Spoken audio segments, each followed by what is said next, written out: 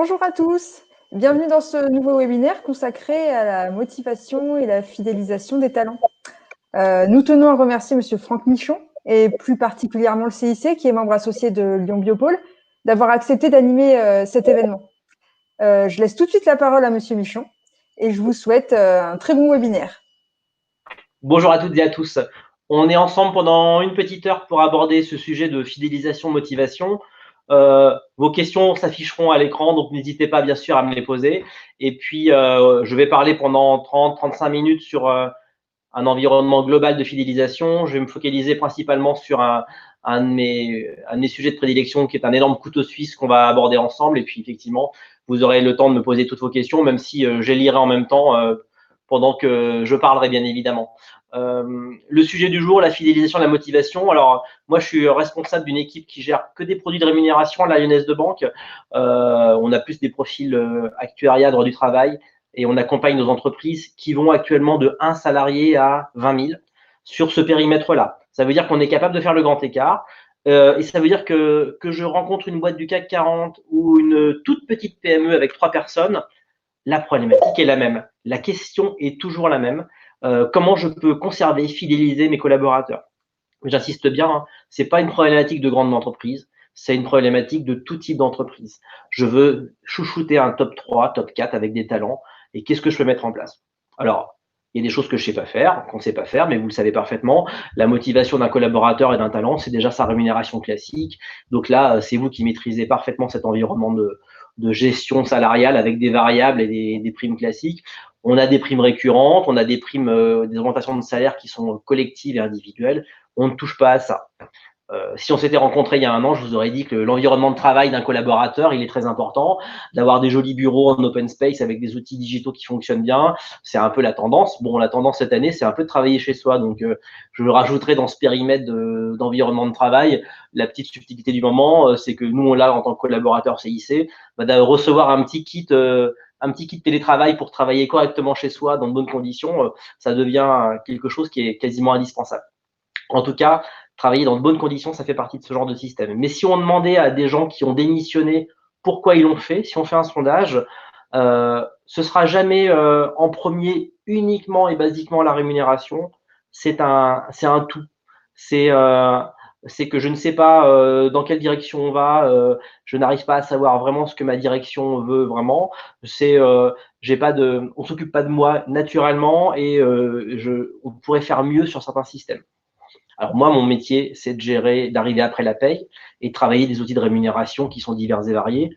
Je vais commencer par des choses très classiques, très basiques, des avantages en nature. Après, je vous ferai un petit volet protection sociale et on finira par mon couteau suisse qui a 5-6 tiroirs, qui fait que on peut contenter n'importe qui au fil du temps avec différents niveaux. Alors les avantages en nature, ça peut paraître aussi très très primaire, mais d'avoir des tickets restaurants dématérialisés, d'avoir pour certains métiers des voitures de service, des voitures de fonction, un téléphone de l'entreprise et du bon matériel, et ben ça fait partie des choses qui sont quasiment indispensables. Alors il y a parfois un coût, mais on est sur des produits qui sont de toute façon indispensables pour la vie au quotidien. Donc oui, que matériellement parlant, la personne travaille dans de très bonnes conditions est tout de même un prérequis. Je suis commercial, j'ai besoin d'une voiture qui fonctionne bien, où je ne suis pas en danger. J'ai un bon smartphone, un PC portable et des outils qui fonctionnent bien. Et puis quand j'ai des notes de frais, si j'ai une carte de crédit spécifique qui fait que j'avance pas l'argent et qu'en plus quand je me nourris, ça fait partie d'un package aussi où mon dirigeant m'a accompagné, ben oui, c'est mon quotidien. C'est peut-être à des pâquerettes en termes de rémunération et avantages sociaux. Mais n'oubliez pas ce volet-là en tout cas. Ce volet-là, dans le côté matériel d'un collaborateur, je trouve que c'est quelque chose qui est extrêmement intéressant. Le deuxième niveau, qui est parfois réglementaire et conventionnel, ça va être quoi? Ça va être la protection sociale. Alors, ce qu'on appelle protection sociale, on est sur des régimes qui s'appellent prévoyance plus frais médicaux. Alors, prévoyance plus frais médicaux, il y a des conventions collectives qui l'obligent, il y a des conventions collectives où il n'y a pas de vernis de base. Je vous rappelle ce que c'est que la prévoyance. La prévoyance, c'est de la prévoyance lourde, c'est un vernis assurantiel que l'on met en place pour des collèges de population dans une entreprise. Principalement, on est sur des cadres et des non-cadres. Et très souvent, il y a des obligations pour les cadres, mais il y a très peu d'obligations pour les non-cadres. La prévoyance lourde, c'est du décès, de l'incapacité, de l'invalidité, c'est des rentes de conjoint, c'est des rentes éducation, lorsque les personnes ont dans leur quotidien un pépin à un moment donné. Donc là-dessus, la réglementation dit que pour des cadres, on a l'obligation de mettre un vernis de base. Sans rentrer dans la technicité, c'est un taux à 1,50 sur la tranchade de ces cadres avec un vernis à l'intérieur, au moins avec du décès. Mais n'empêche que pour les non-cadres, dans une population assez conséquente, à part certaines conventions collectives qui l'obligent, on n'a rien de spécial. Donc souvent, ça a été un vernis qui a été délaissé. Et c'est pas parce qu'il faut rester sur un taux à 1,50 tranchant au minimum que vous pouvez rester comme ça. Je suis sollicité parfois pour des entreprises qui veulent vraiment augmenter un niveau de couverture parce qu'on veut garantir en cas de gros pépins que les gens sont bien accompagnés. Pour tout type de population, pour des cadres et non-cadres, des cadres dirigeants bien évidemment. Donc ce sujet-là, il peut être vraiment intéressant en augmentation de certaines garanties. Je sais qu'on est sur un aléa qui n'arrive pas souvent, mais n'empêche qu'en cas de maladie, d'incapacité, de décès, et par rapport à ses ayants droit, à sa famille, ça a un côté très rassurant. N'hésitez pas, lorsque vous mettez ce genre de choses en place, à bien communiquer. Souvent, c'était des notices classiques de l'assureur. Ça mérite d'être assez précis là-dessus parce que c'est un vrai cadeau que vous faites. Et quand on fait un vrai cadeau, il faut quand même bien communiquer. On a eu l'habitude dans des entreprises depuis 15, 20, 30 ans de mettre des choses qui étaient basiques et obligatoires et de pas si bien le vendre. Soyez des bons commerciaux par rapport à vos collaborateurs. N'hésitez pas à le dire correctement et à le vendre. Donc la prévoyance, bien évidemment, ça se travaille. Ça se travaille sur des vernis et des régimes supplémentaires. Alors les frais médicaux, c'est obligatoire. C'est obligatoire depuis 2 ans. Toutes les entreprises doivent proposer une mutuelle à leurs collaborateurs avec une part patronale au moins à 50%. Donc, vous devez mettre un vernis de base qui est le moins cher possible. Ça coûte 20 € par mois, donc 10 € collaborateur, 10 € entreprise. N'empêche que c'est aussi un sujet où le salarié français, il est très vigilant sur ses remboursements médicaux, sur sa couverture. Vous pourrez faire n'importe quoi sur ce genre de régime, mais s'il se rend compte que parfois il a dépensé, il a un reste à charge de 80 € sur une paire de lunettes, il va dire ma mutuelle, elle est nulle. Voilà. C'est aussi simple que ça. C'est symbolique, mais effectivement, sur l'optique, le dentaire et sur des frais classiques, n'hésitez pas à bien travailler ce genre de choses. J'allais même dire, n'hésitez pas à benchmarker quand vous avez le temps, tous les 2-3 ans, ce genre de régime, parce que on peut des fois trouver mieux avec des choses plus modernes, avec des outils digitaux qui font que dès que je prends la photographie de mon ostéopathe, et ça part directement sur le petit supplément de mutuelle que j'ai choisi, et je l'envoie dans la seconde et c'est remboursé 2 jours après. La tendance est quand même au digital sur tous ces régimes-là, donc voilà. J'insiste bien. On est sur de la protection sociale un petit peu à l'ancienne, hein, ça existe depuis 80 ans en France, mais d'avoir des régimes de prévoyance un peu plus haut de gamme que la normale, avec une mutuelle bien ciblée parfois, où j'écoute un peu mes collaborateurs. Quand vous embauchez quelqu'un, que vous voulez le conserver, ça fait partie des choses qui seront, je pense, pour moi, quasiment indispensables. J'enchaîne sur mon couteau suisse. Alors, mon couteau suisse, c'est l'épargne salariale. Et vous allez voir que j'ai quasiment 7-8 niveaux lorsque je travaille l'épargne salariale pour aborder mes entreprises, mes collaborateurs, des groupes, des petites sociétés, des holdings. On va être capable de chouchouter des gens qui sont un peu à part. On va être capable de mettre en place certains systèmes, même pour des gens à l'international. Donc, je fais le grand écart avec ce couteau suisse-là. Donc, l'épargne salariale existe depuis 1958. C'est le général de Gaulle qui l'a inventé. On est le seul pays au monde à pouvoir générer, créer de la rémunération sans passer par une fiche de paye. En tout cas, on passera par le bas de la fiche de paye. C'est vraiment l'exception culturelle dans le monde entier. C'est ce qui fait que le code du travail en France est payé comme ça, alors que ailleurs c'est très fin, que les fiches de paye sont importantes et que la réglementation, elle est compliquée. On est un pays compliqué, mais par contre avec des fenêtres sociales fiscales assez incroyables. Donc il faut s'accrocher au pinceau, suivre les lois de finances, les nouvelles lois qui sortent tous les ans à peu près. Vous qui gérez des salariés en ressources humaines, vous savez que de toute façon, tous les 2-3 mois, on a un périmètre qui change dans notre façon de travailler. Donc l'épargne salariale, le niveau 1, c'est quoi?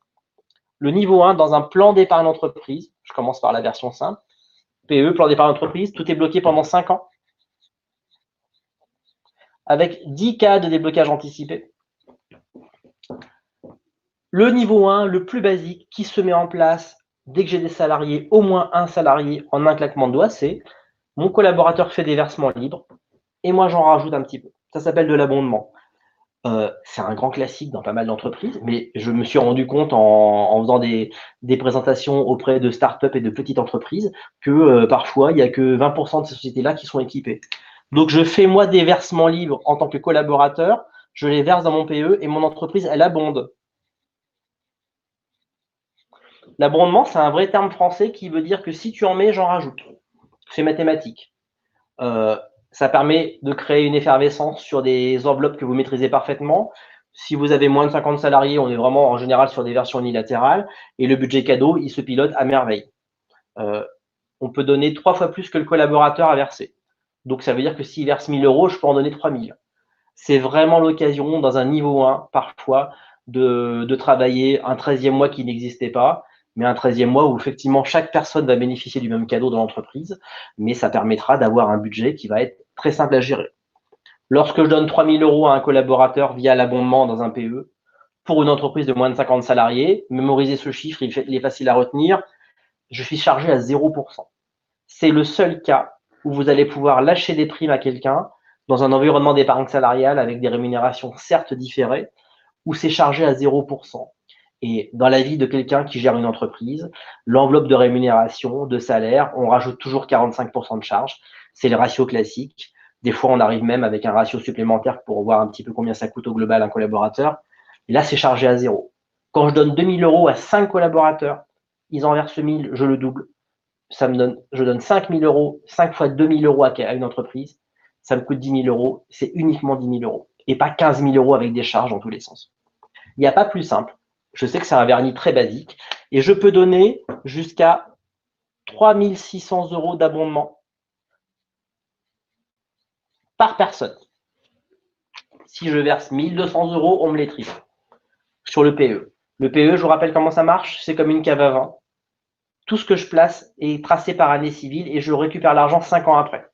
Donc, lorsque j'achète mon Saint-Joseph en 2020, je le bois en 2025. Et lorsque j'achète ma bouteille de Saint-Joseph en 2021, je la boirai en 2026. C'est une cave où tout est tracé par année de versement. Donc, naturellement, tout est bloqué sans imposition pendant 5 ans. Et j'ai 10 cas de déblocage anticipé, dont les sympathiques, c'est le mariage, le 3e enfant, la résidence principale, par exemple, qui font que je peux récupérer tout du jour au lendemain. Mais en tant que collaborateur, on me donne de l'argent qui est placé et je ne paye pas d'impôts. Et je ne paye quasiment pas de charges, entre guillemets, parce que je n'ai que des prélèvements sociaux à l'entrée. Sur des petites entreprises, ça se pilote parfaitement. La règle d'abondement, elle est par année civile. Au 1er janvier, je la top et je dis, tiens, cette année, j'ai ce budget-là. Je peux donner 1 300 euros à chaque personne s'ils en mettent un petit peu. Et c'est parti. Par contre, il faut qu'ils en mettent un petit peu. Dans mon niveau 1 d'épargne salariale, il faut qu'ils en mettent un petit peu. Notez-le bien, on est vraiment sur quelque chose qui parfois peut contenter un maximum de collaborateurs et d'entreprises. Les grands groupes cotés, ils ont de l'abondement sur des choses compliquées avec des enveloppes incroyables, mais n'empêche que sur une petite entreprise, si aussi dans votre groupe vous avez mis votre top 4, top 5 à part, rien n'empêche que pour ces personnes qui sont dans une holding animatrice avec des rôles et des missions très spécifiques, transversales, de mettre en place un PE avec une règle d'abondement sur des versements libres.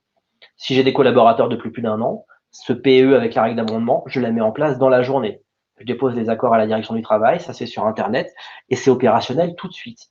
C'est vraiment, comme je le dis, un claquement de doigts. Le niveau 1, je le pratique énormément pour tout type de taille d'entreprise. Donc voilà, le niveau 1, c'est versement libre plus abondement. Mon niveau 2.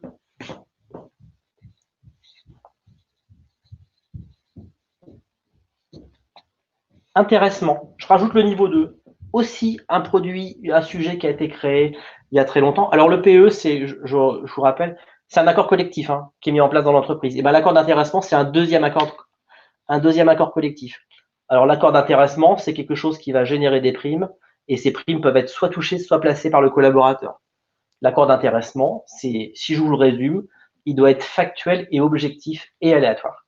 Ça veut dire que c'est un accord qui fait 7-8 pages, mais où il y a 2 chapitres qui m'intéressent. Le premier, c'est si j'atteins les critères que j'ai mentionnés dans cet accord, je débloque cette enveloppe de primes que je dispatche à mes collaborateurs présents dans l'entreprise. C'est du vrai gagnant-gagnant. Je vais travailler des sujets qui m'intéressent, où on doit s'améliorer, des sujets où on améliore la rentabilité, la productivité, le côté parfois écologique, social de l'entreprise. On peut tout mettre comme critère, mais il faut commencer la phrase par si. Si j'ai atteint ça, je donne ça. L'enveloppe de primes peut être assez conséquente, on va le voir, et je peux lâcher des primes qui sont d'un montant qui frôle les 30 000 € par personne. 3/4 d'un plafond de sécu. Là, je suis sur le grand écart d'un système qui est extrêmement intéressant. Donc l'intéressement, si mon RCAI, mon résultat net, mon EBE a atteint ça, je donne 4% de ma masse salariale. C'est un exemple très simple. J'ai des hôtels où on va travailler le taux de remplissage et puis surtout les indicateurs satisfaction. En métallurgie, on peut travailler les arrêts de travail, l'absentéisme et puis les pièces de rebut, ce genre de choses en termes d'ISO qualité. N'inventons pas des critères qui n'existent pas dans l'entreprise. C'est pas la peine de monter une usine à gaz. Il faut s'améliorer sur des choses que les collaborateurs connaissent. C'est ça le principe. Je peux avoir quoi comme autre chose? L'actualité du moment, une biotech, des sociétés dans le médical qui sont sur des vaccins avec des niveaux d'avancement. Et dès que j'atteins le bon niveau d'avancement, je peux commencer à lâcher des primes. Je peux parfaitement donner de l'argent, même si mon entreprise perd de l'argent. Il y a des systèmes d'entreprise, des startups, des biotech où effectivement pendant 3-4 ans, je sais que je ne vais pas gagner d'argent, que j'aurai un résultat négatif, que je vais piocher dans mes fonds propres, mais ça n'empêche que je peux parfaitement motiver mes collaborateurs par rapport à l'avancement de mes projets. Voilà, c'est de l'aléatoire. Si je donne ça, je fais ça. Et du coup, le collaborateur, quand l'année est finie, je vérifie si j'ai atteint les critères et qu'est-ce qui se passe. Si j'ai atteint les critères, je dispatche l'enveloppe par rapport au collaborateur et chaque personne peut faire ce qu'il veut. Je place l'argent dans mon PE bloqué 5 ans ou je la touche tout de suite et c'est imposable. C'est pour ça que mon couteau suisse peut contenter des gens qui veulent épargner, ne pas fiscaliser des primes et des gens qui veulent augmenter leur pouvoir d'achat immédiat parce qu'ils ont besoin de cash et parce qu'ils ne payent pas d'impôts. Là, je vous donne le max. Je peux donner 30 KE par personne. Alors, on est sur un montant qui est énorme. Hein. 30 KE, on est sur… voilà, j'ai très peu d'entreprises pour lesquelles, pour 10 personnes, on va arriver à des montants comme ça. Mais c'est un niveau 2 qui a un côté très intéressant dans des entreprises de votre taille. C'est que je choisis tous les critères, donc je m'adapte parfaitement. C'est du facultatif, ce n'est pas de l'obligatoire, mais je choisis parfaitement ce que je veux. L'accord, il a 3 ans de vie. Il peut se renouveler naturellement et je peux le modifier au fil du temps si je trouve que les critères sont mal ficelés. Si je trouve que l'actualité de l'année fait que mes critères sont complètement hors sujet. Je rachète une entreprise, j'ai un périmètre qui change, j'ai une année Covid qui explose en vol, ben voilà, je modifie un petit peu ce genre de critères. Principalement, on aime bien dire quand même que si j'ai gagné de l'argent, j'en donne. C'est un premier critère qui fait qu'on est là-dessus. Voilà pour mon intéressement. Mon niveau 3. La réserve spéciale de participation. Le général de Gaulle a inventé en 68 la participation. Une entreprise de plus de 50 salariés doit partager ses résultats, ses bénéfices avec ses collaborateurs. Donc oui, c'est obligatoire pour le plus de 50 salariés. Donc déjà, on n'a pas le choix. J'ai un joli CSE, avec ou non des élections, bien évidemment. Parfois, j'ai un PV de carence. Mais cet accord de participation, je dois le mettre en place dès que je dépasse ce seuil-là. Il y a une enveloppe très, très comptable qui dit que je répartis mes bénéfices fiscaux par rapport au capitaux propre, à la masse salariale et à la valeur ajoutée. Mais en tout cas, on a une enveloppe qui fait que je dispatche ça et mes collaborateurs, soit ils la touchent, soit ils la placent. On est sur un système équivalent avec une enveloppe équivalente. Pourquoi je vous en parle, même si vos entreprises parfois ont moins de 50 salariés, c'est qu'on peut parfaitement mettre en place de la participation dérogatoire et facultative dans une entreprise. Il n'y a rien qui vous empêche de travailler ce genre de support avec la formule qui existe naturellement, parce que comptablement, ça rentre dans les clous. Si j'ai moins de 50 salariés et que j'ai de la participation, eh bien, je peux parfaitement mettre en place ce genre de choses et la formule ira parfaitement. Je vous rappelle quand même que la seule taxe qui existe, c'est le forfait social en épargne salariale. Et pour le moins de 50 salariés, je suis à 0 pour la participation, l'intéressement et l'abondement. C'est-à-dire que tout ce que je viens de vous montrer, dès que vous êtes moins de 50 dans une structure, on est à 0. C'est-à-dire que dans un groupe où j'ai 3-4 entreprises, avec parfois 80 personnes, parfois 200, parfois 10 ou parfois 15, on va tracer par entreprise pour voir, même si c'est un accord groupe, par entreprise pour appliquer le bon forfait social. Mais le moins de 50 salariés, on rase gratis, on est à 0 sur tout ce périmètre de rémunération. Rien n'empêche la première année, pendant 2 ans, de travailler le niveau 1. Je regarde un peu, je m'adapte. Mes collaborateurs, ils ont différents placements, des outils Internet, ils placent leurs primes, ils ont l'abondement. Donc, petit 1, versement en ligne plus abondement. Après, je travaille un peu l'intéressant parce que je me dis que c'est une enveloppe qui pourrait faire qu'on s'améliore un petit peu au fil du temps. Je peux rajouter ce genre de vernis-là. Et l'intéressement peut être sous déduction de la participation si je veux. Je peux vraiment imbriquer les accords si je le souhaite avec des enveloppes globales. Mais sur le moins de 50, je suis chargé à 0%. Donc, on est sur, en général, des notions de primes qui n'ont pas de risque si c'est bien ficelé. Si je gagne de l'argent, j'en dispatche. Et là-dessus, je peux avoir des environnements de rémunération, des enveloppes globales qui sont extrêmement conséquentes. En tout cas, vous voyez, avec déjà 3 niveaux d'épargne salariale, on va contenter de l'épargne court terme non fiscalisée, des placements, de l'amélioration de la vie de l'entreprise, et puis bien évidemment des paiements cash pour ceux qui le souhaitent. Je continue. Je rajoute à côté du PE le vernis retraite. Oui, ce serait dommage, vu ce que coûte la mise en place d'un PE, de ne pas rajouter un vernis retraite. Ça veut dire que le Pérécole qui vient de sortir, hein, c'est un produit 2020 hein, qui dépoussière tout ce qui existait avant. Le Pérécole est un produit retraite qui a vocation à recevoir des versements libres, de l'abondement, de l'intéressement, de la participation. Donc, il est bien dans un périmètre classique d'épargne salariale. Par contre, je sors à la retraite avec uniquement 5 cas de déblocage anticipé. Mais c'est déjà bien. C'est déjà bien. C'est l'occasion pour vos collaborateurs de parler de la retraite. Vous savez que moi, ça fait 20 ans que j'en parle. Je passionnais pas grand monde. Il faut reconnaître. Et puis, plus ça va, plus les gens, même très très jeunes, savent parfaitement qu'il faut très vite, très tôt, mettre des petites choses en place. Donc, le Pérécole fait partie d'un régime collectif qui vous coûte rien. Vous mettez le réceptacle en place dans votre entreprise. Chaque personne placera ce qu'il veut. Par contre, avec trois choses qui sont extrêmement intéressantes dans ce vernis d'épargne salariale. Donc, ça, c'est mon petit 4. Mes versements libres peuvent être défiscalisants. Je peux permettre à des collaborateurs de piloter leur fiscalité de leur foyer social et fiscal. Si je fais des versements libres dans un Pérécole en tant que salarié, je peux parfaitement choisir de défiscaliser, de baisser mon revenu, mon aide fiscale de l'année. Ça veut dire que je pilote un peu ma fiscalité. Donc, lorsque je suis en phase de capitalisation, je défiscalise.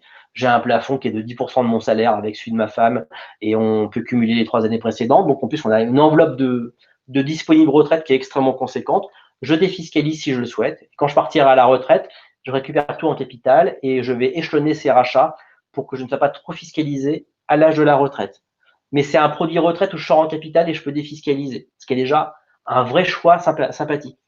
Laisser des salariés défiscalisés dans un produit collectif, c'est quasiment donner une règle d'abondement cadeau.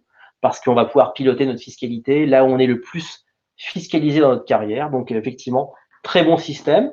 Dans les 5 cas de déblocage anticipé, j'ai la résidence principale qui est toujours là. Donc, c'est un cas court terme qui contente tout le monde. L'autre chose qui est sympathique dans mon Pérécole, c'est que je peux mettre des jours non pris, soit d'un compte épargne-temps, soit 10 jours dans l'année. Je peux dépoussiérer mes compteurs temps. Ça veut dire que dans l'année, j'ai des cadres, des personnes qui ne prennent pas leur congé parce qu'il y a des RTT, des repos compensateurs. Dans toute la famille du temps, même la 5e semaine de congé payé, je peux parfaitement dépoussiérer les compteurs dans l'année. J'ai mis un Pérécole en place qui mentionne qu'il accepte de récupérer 10 jours par année civile. Donc, mes salariés, ça m'arrange qu'ils travaillent plus. Il faut partir de ce prérequis. Hein. Si vous souhaitez qu'ils travaillent normalement, qu'ils prennent leur congé, ce qui n'est pas pris, c'est perdu, donc on peut appliquer la loi. Mais on peut rajouter une souplesse qui fait que je peux dépoussiérer 4, 5, jusqu'à 8, 10 jours par an par année civile. Ils prennent pas de ces congés et ils choisissent de vous dire merci de me les monétariser sur mon Pérécole. Donc, on fait une passerelle qui passe par une fiche de paye. On remanie un petit peu, on paramètre les charges salariales et patronales. Je fais sauter les régimes URSSAF et puis quelque part, je bascule cet argent que je paye cash avec la moitié de charges patronales en moins sur mon Pérécole avec des supports de placement qui sont les mêmes que sur le PE. Donc pour un collaborateur, c'est vraiment gérer son temps de travail, travailler plus quand ça l'arrange et se dire ce que j'ai pas pris, mon petit reliquat, mon entreprise me le paye. Ça passe par une fiche de paye d'un mois concerné. Ça va sur un produit de placement que je pilote moi-même avec mes outils digitaux et je ne paye pas d'impôt. Le collaborateur ne paye pas d'impôt sur ces 10 jours et paye un tiers de charge salariale en moins. Parce que la passerelle CET, jour non pris, Pérécole, fait sauter tous les régimes URSSAF, qui sont les plus gros taux de cotisation. Donc, mon niveau 4, avec mon Pérécole, permet vraiment de défiscaliser, de préparer ma retraite et de mettre des jours non pris. C'est facultatif, hein. C'est vous qui le pilotez. Hein. Quand on met un Pérécole en place, on peut mettre un vernis de base classique où les gens vont défiscaliser. On peut rajouter des règles d'abondement si ça vous intéresse. Et on peut gérer cette passerelle. Mais c'est vraiment mentionné dans l'accord. C'est un 3e accord collectif qui est rédigé et on met noir sur blanc les flux d'alimentation. Pareil, hein, moins de 50 salariés, participation, intéressement, abondement à 0. Le quatrième chose qui est intéressante dans le Pérécole, c'est que comme ça vient de sortir, le législateur l'a incorporé dans la loi Pacte de 2019 et on va pouvoir transférer tous nos anciens produits retraite. Ça veut dire quoi? Ça veut dire qu'un collaborateur qui avait un ancien article 83, un bout de PERP, qui a été travailleur non salarié, qui a cotisé sur un Madelin, qui a été fonctionnaire pendant 4 ans avec un bout de préfonds, qui a eu des percos dans tous les sens, on va pouvoir enfin tout harmoniser. Toute ma vie retraite, de ce que j'ai eu comme cadeau de rémunération chez mes anciens employeurs, je vais pouvoir tout rapatrier là où je suis salarié. J'aurai un bel environnement PE, Pérécole, où tout va être rapatrié dans les bons compartiments de ce que j'ai tracé. Moi, personnellement, j'ai un bout de PERP et un bout de 83 d'une ancienne vie. Et au 1er janvier, au CIC, on va avoir un Pérécole. Et ben, le Pérécole, je vais dépoussiérer. Je vais vider ma pochette de produits placement et tout avoir là où je suis collaborateur. J'ai pas de frais. L'entreprise doit prendre ses frais de tenue de compte à sa charge. Et moi, ça m'arrange d'harmoniser, de dépoussiérer tout ça. Donc oui, le Pérécole, à coût ISO en général, c'est le même prix que de mettre en place un PE. On est vraiment sur des queues de cerises pour de l'administratif lorsqu'on met en place ce genre de choses. Eh bien, pensez-y, c'est une arme absolue. Ça vient de sortir cette année. On les équipe depuis cette année, nos clients. Voilà, versement libre défiscalisant, passerelle jour non pris, dépoussiérage des produits retraite. On est vraiment sur un environnement de préparation à la retraite qui est extrêmement complémentaire avec l'épargne salariale classique. Voilà, je vous ai dit que c'était un couteau suisse, je ne vous ai pas menti. On est sur un environnement de gestion complète qui doit contenter tout le monde, toutes les tranches d'âge, ceux qui veulent vraiment des placements court terme, moyen terme, long terme, préparer la retraite défiscalisée. Là, on rentre dans le foyer fiscal avec des produits de défiscalisation, mais c'est pas inintéressant. De toute façon, ça mérite une bonne communication dès qu'on met ce genre de choses en place. Bon, j'ai un niveau 5 qui est plus technique, mais qui peut vous concerner. C'est que dans un PE, moi, quand je mets en place, je vends des placements du CIC Crédit Mutuel. Donc, on met 4-5 supports, du monétaire, de l'obligataire, des fonds équilibrés, des fonds diversifiés. Sachez que l'épargne salariale peut servir à autre chose. On va pouvoir avoir un autre niveau de rémunération. On est capable de travailler de l'ouverture au capital pour des salariés. Ça veut dire que si, à un moment donné, le dirigeant d'une entreprise se dit « ça ne me dérange pas de vendre 1, 2, 3% du capital de mon entreprise à mes collaborateurs », on est capable d'incorporer cet achat d'actions dans un régime collectif. Ça veut dire qu'on peut mettre ces titres de l'entreprise à l'intérieur d'un PE ou même créer un placement dans lequel il y aurait 100% d'actions de votre entreprise. On n'a pas la nécessité d'être un groupe coté pour travailler l'actionnariat salarié. L'actionnariat salarié, on peut le travailler à n'importe quel niveau, n'importe quelle taille d'entreprise. On est principalement sur des PME, des ETI, bien évidemment. Mais moi, j'ai autant de projets en coté qu'en non coté sur de l'ouverture de capital. Donc, il y a toujours un fait déclencheur. C'est quoi? C'est un fonds d'investissement, un actionnariat qui bouge, une restructuration de l'entreprise avec un capital qui est modifié. Et on ose poser la question à un dirigeant, alors qu'avant on ne le faisait pas. Est-ce que lors de cette modification structurelle de l'entreprise, vous voulez vendre, donner ou panacher une partie de votre capital pour vos collaborateurs? Est-ce que c'est pour tout le monde? Est-ce que c'est pour un top 10, des talents, un COMEX, un CODIR? Voilà, la question, il faut la poser en tout cas. Parfois, la réponse, ce sera il n'y a pas de souci, je ne veux pas faire, je reste sur mon existant. Ça va être aussi, oui, si je veux fidéliser des gens que j'ai parfois triés, je veux qu'ils rentrent dans le train, dans la barque avec moi et qu'ils soient propriétaires d'un petit bout de l'entreprise. On est sur un autre niveau culturel de rémunération. Là, c'était sur des cadeaux collectifs assez classiques à la franco-française. Là, maintenant, je laisse la possibilité à des gens de rentrer dans le capital de mon entreprise avec des systèmes soit collectifs, soit sélectifs. Donc moi, ça, c'est la version collective. Je crée un fonds commun de placement dans lequel je dis qu'il y a 100% des titres de mon entreprise. Et lorsque les gens auront de la participation, de l'intéressement, des versements volontaires, de l'abondement, il y aura des campagnes de collecte où ils pourront acquérir des bouts de l'entreprise. Alors, pour 4 personnes, on ne fait pas, parce qu'il y a des coûts fixes de création d'un fonds qui sont assez conséquents. Mais dès que vous avez une population assez conséquente, on peut se poser la question. Je suis capable de mettre les titres vifs dans le PE ou créer un support d'investissement.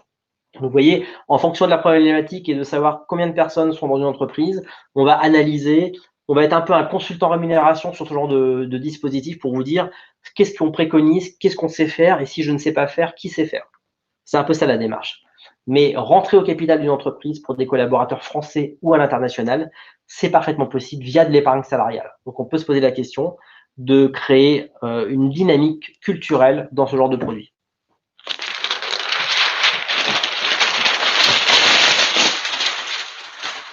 Alors, je finirai par un dernier sujet parce que je parle d'actionnariat salarié collectif, mais on va parler d'actionnariat salarié sélectif.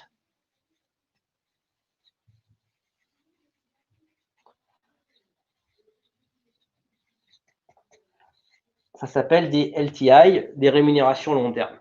Oui, parce que la question c'est, je vais faire rentrer des gens au capital, et si je veux choisir une sélection de personnes, on a des outils qui sont créés et connus à l'international, dans le monde entier, et présents bien sûr en France, qui permettent parfaitement de gérer cette problématique-là. Ça veut dire quoi? Ça veut dire, je veux que mon top 5, que ces 8 personnes-là, puissent rentrer au capital, et j'ai différents systèmes de rémunération. On a toute une famille de produits qui sont assez proches, qui permettent de rentrer dans ce genre de dispositif. Le but, c'est quoi? C'est qu'ils soient là, qu'ils rentrent avec moi dans le bateau, et puis qu'ils restent un petit peu longtemps. Je vais les fidéliser sur du long terme, en tout cas au moins du moyen terme. Ça veut dire qu'on peut parfaitement dire à quelqu'un, tu achètes des actions tout de suite de mon entreprise, et puis dans 3 ans, je t'en donne, si les critères sont atteints, les critères que je vais définir pour toi. Donc on est sur des régimes qui vont ressembler un peu à un accord d'intéressement, mais pour un top management qu'on a vraiment sélectionné. Les gestionnaires de patrimoine appellent ça du management package. Moi, j'appelle ça des rémunérations parfois sélectives. Alors, vous les connaissez, hein, vous connaissez les noms classiques. Ça va être un plan d'action gratuite. Ça va être des stocks options. On aura ce qu'on appelle des co-investissements. Je vais vous dire un petit peu ce que c'est. Et puis après, on a la famille des bons de souscription, des BSA, des BSPCE. Bon, en tout cas, on a pas mal de solutions différentes par rapport à la problématique de l'entreprise. Un plan d'action gratuite, c'est juste dire à cette personne, si vous êtes là dans 3 ans et que les critères sont atteints, je vous donne 1000 titres, 5 actions, 30, 40. Voilà. C'est aussi simple que ça. Ça veut dire que je vais tout faire pour que la personne soit là encore pendant 3 ans, que les critères soient atteints et qu'en plus, quand je vais lui donner les actions, elle devra peut-être les détenir, les garder pendant 1 ou 2 ans. On est sur un plan moyen terme qui fonctionne très très bien sur une population qu'on a ciblée. Parce que ce que l'on veut en tant que dirigeant, c'est que ces personnes-là, ces talents, restent ici en étant motivés et performants et voient parfaitement dans l'environnement de rémunération ce qu'ils vont pouvoir toucher dans 2, 3, 4 ans. Il faut leur raconter une belle histoire. Il faut leur dire que tiens, c'est ce qui va se passer, c'est ce que je vais percevoir dans ce système-là. Stock option, c'est un très bon produit qui a été malheureusement dévalorisé par rapport à des grosses entreprises françaises où des gens sont partis avec des montants incroyables alors qu'ils avaient plombé leur groupe. Mais stock option, ça veut juste dire à quelqu'un, si tu es là dans 4 ans, tu pourras acheter 1000 actions de l'entreprise au prix que je fixe maintenant. Donc ça veut dire que tu vas être payé, rémunéré sur l'évolution du titre de tout de suite. Donc tu vas gagner sur le delta. Donc dans 4 ans, tu pourras acquérir les titres que je viens de te dire à un prix préférentiel. Si tout s'est bien passé, tu as acheté beaucoup moins cher que la valeur du moment. Tu pourras les garder ou les revendre le jour même. C'est aussi vraiment choisir une rémunération qui est liée à la valeur de l'entreprise, à son évolution. Quelque part, c'est un produit fabuleux qui correspond quasiment à tout le monde. Co-investissement, c'est un mixte de tout ça. Co-investissement, j'achète des actions, moi, collaborateur, et dans 3 ans, on m'en donnera si j'ai atteint des critères. Donc, j'en achète maintenant. On cumule des achats d'actions avec en plus des dons si jamais j'ai atteint les bons critères. Donc, c'est un mélange d'achat plus d'actions gratuites. Et après, les bons de souscription, les BSPCE, genre de choses, c'est pour des entreprises qui ont en général moins de 15 ans avec des tailles spécifiques, mais c'est un peu la nature hein, d'options d'achat qu'on va pouvoir avoir avec des prix préférentiels. Alors, à une époque, c'était très typé CAC 40, boîte côté. J'ai autant de projets sur des petites entreprises, des PME, où pour un top 2, top 3, on veut chouchouter, fidéliser des gens et leur raconter ce genre d'histoire. Sachez qu'un plan d'action gratuite, ça coûte 20% en charge pour les personnes qui vont acquérir les titres. Je ne parle pas de l'attribution, où je leur dis que dans 3 ans, eux, ils vont percevoir potentiellement des titres. Je parle de l'acquisition, où ils auront vraiment acquis les titres au bout de 3 ans. 20%, c'est pas très cher. 20% par rapport à une rémunération classique, on est sur un système qui n'est pas très cher du tout. Donc du coup, c'est vraiment complémentaire. Et puis, on a des entreprises qui vraiment veulent fidéliser des gens avec un environnement, avec un management de package qui rentre dans ce système-là. Donc il faut ficeler ça. Alors techniquement, c'est pas très compliqué. Faut prévoir un bon règlement de plan pour définir parfaitement ce qu'il faut. Et puis il faut une vraie bonne résolution en AG qui définit le mode de répartition, la nature du plan et qui en général mandate le comité de direction, le conseil de surveillance pour que tout soit mis en place naturellement dans les 18 mois qui viennent.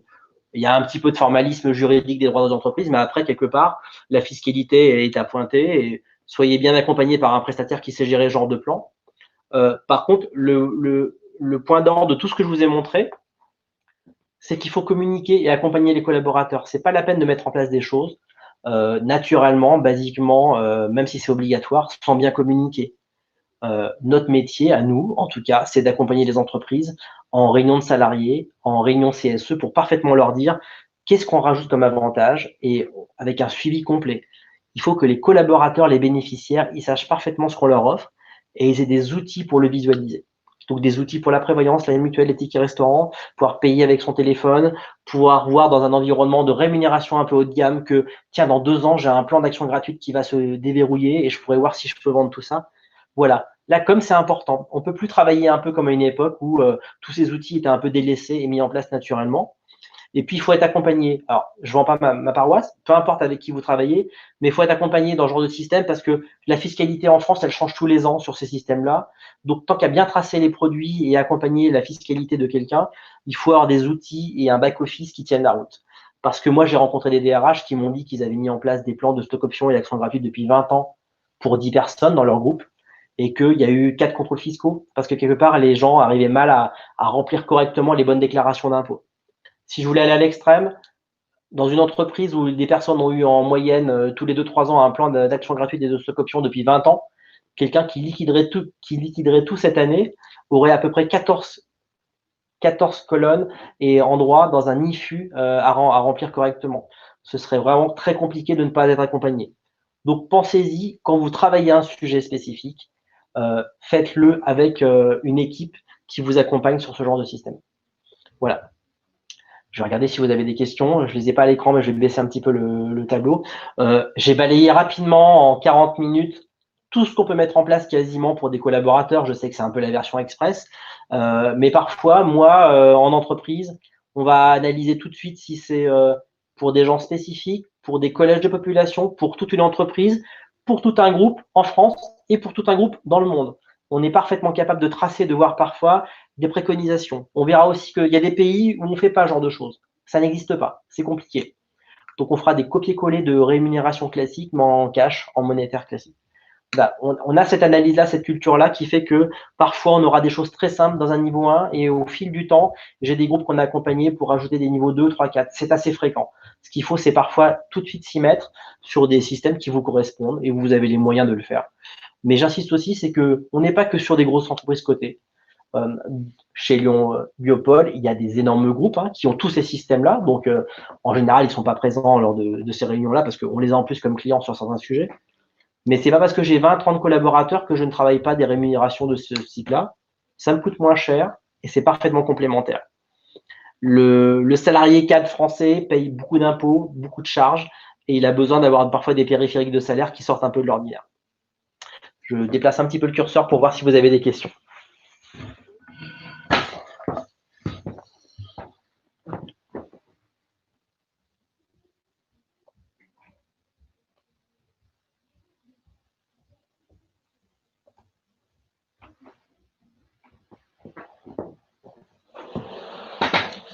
Parfait.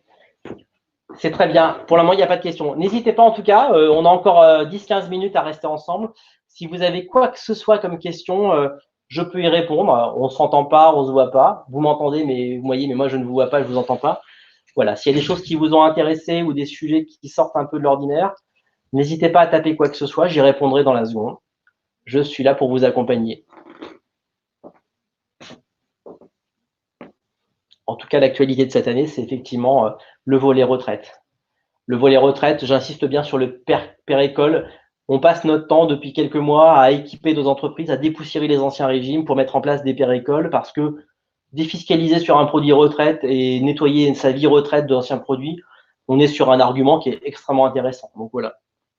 La tendance 2021, ça va être vraiment le volet retraite qu'on va rajouter. C'est pas systématique, mais en tout cas, quand on voit que le coût d'un PE et un PE percol coûtent le même prix, on voit que le vernis retraite va devenir un sujet d'actualité où en plus, j'ai toujours ma résidence principale qui fait que je pars assez tôt.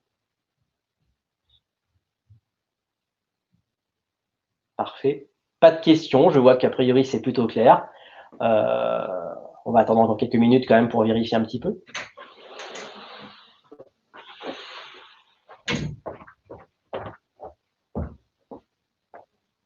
Alors, si un salarié fait un dépôt d'épargne, confirmez-vous que pour un PE de base, l'entreprise a un plafond à 3 600 €. Exactement.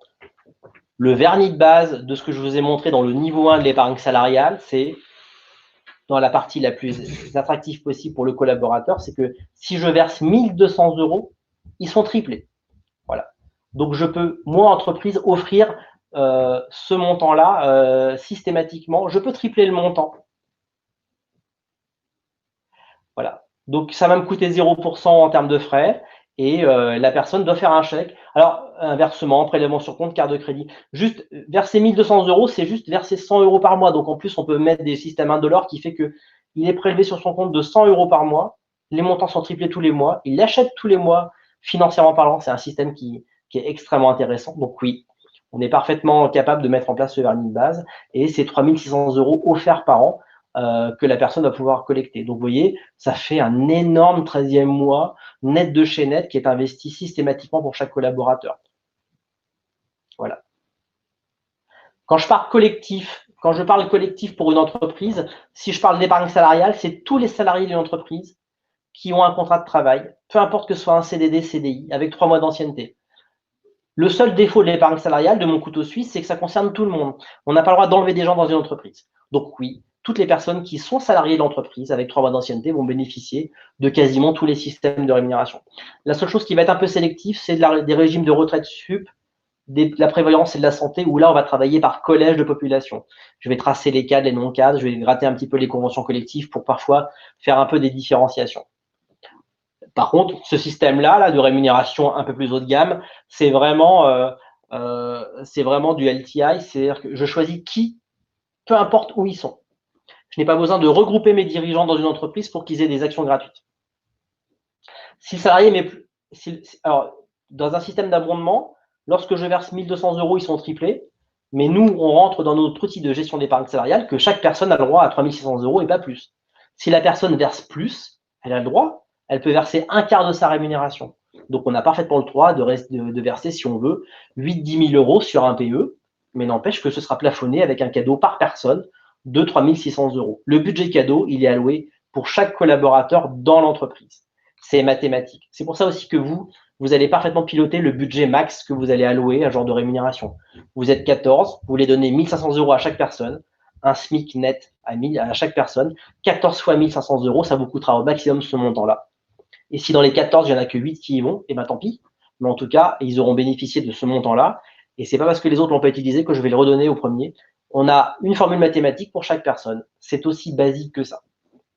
Donc oui, je peux verser plus, mais je paramètre l'outil pour que de toute façon, je ne donne pas plus parce que fiscalement parlant, le PE est conçu pour 3 600 €. Une chose que je ne vous ai pas dit, c'est que dans le pérécole, on peut mettre 7 200 €. On peut doubler le montant. Donc potentiellement, dans une entreprise, je peux parfaitement donner 3 600 € d'abondement sur un PE et 7 200 pour un pérécole. Je frôle les 10 000 € par personne en abondement. On peut parfaitement lâcher 10 000 € par collaborateur en abondement sur une structure qui a les moyens et qui peut parfaitement les payer et c'est chargé à 0% pour le moins de 5 ans. C'est déjà énorme comme rémunération. Hein. Je vous parlais de grosses primes d'intéressement qui sont à 30 000 € par personne, mais n'empêche que mon niveau 1 d'abondement sur le PE et le PERCOL génère déjà au maximum 10 000 € par personne. On arrive à contenter beaucoup de possibilités.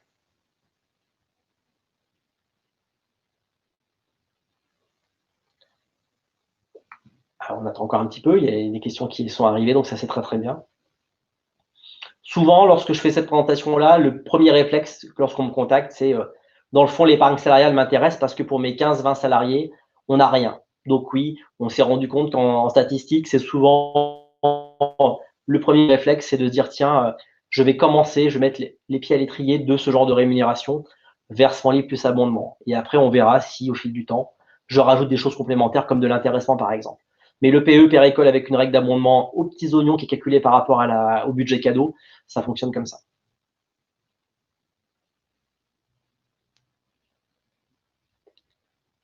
Je vois qu'il n'y a pas d'autres questions. En tout cas, j'espère que j'étais assez clair, que ça vous a pas convaincu, mais en tout cas intéressé de voir qu'en 3 quarts d'heure, on pouvait balayer beaucoup de sujets différents, des choses basiques et très complexes, des choses qui font qu'on peut rentrer dans le capital de l'entreprise, comme des choses qui font qu'on est sur des rémunérations très simples et des cadeaux très basiques. J'insiste bien, mais un ticket restaurant, ça peut paraître un peu radé pâquerette, hein, mais n'empêche que pour quelqu'un qui on va donner un budget de 5-6 € pour se nourrir en plus de sa partie chaque jour, ça fait des budgets déjà conséquents et pensez-y, c'est peut-être symbolique, mais ça fonctionne plutôt bien. Alors, je regarde, il y a peut-être des questions. Madame est en train d'écrire. J'ai une question qui doit être en train de se taper actuellement, donc on va vérifier.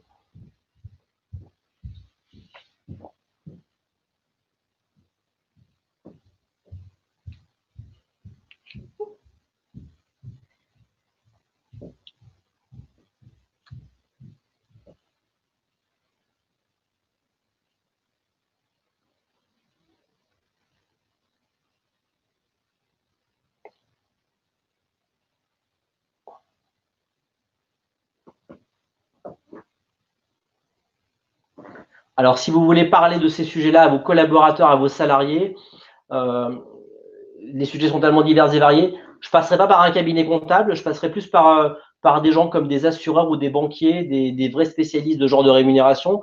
Nous, on est formés pour vous accompagner devant des partenaires sociaux, des syndicats et des réunions de salariés. Donc, voilà. Peu importe avec qui vous travaillez en termes de banquiers et d'assureurs, mais je vous dirais passer par des prestataires de notre style, entre guillemets, parce que on a l'habitude. Moi, j'ai des entreprises avec des populations assez conséquentes et parfois des micro-sociétés que l'on gère, mais on sait parfaitement tout gérer, que ce soit des fois très syndiqué, pas du tout, dans différents secteurs d'activité. Donc, voilà. Donc, si vous avez un bon banquier près de chez vous, n'hésitez pas.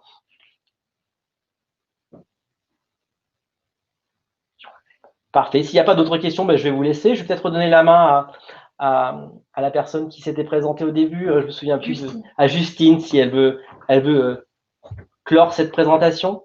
Oui, merci beaucoup. C'était super clair. Donc, évidemment, nous allons pouvoir diffuser le lien de replay aux participants. Et puis, je n'hésiterai pas à donner vos coordonnées pour les personnes qui souhaiteraient entrer en contact avec vous. Je pense qu'ils étaient aussi vos coordonnées dans les liens, dans les mails qu'ils ont reçus, donc il n'y a pas de problème. Je remercie tout le monde pour leur participation et puis je vous souhaite à tous de très bonnes fêtes. Parfait. Merci en tout cas. Merci beaucoup. Au revoir. Au revoir.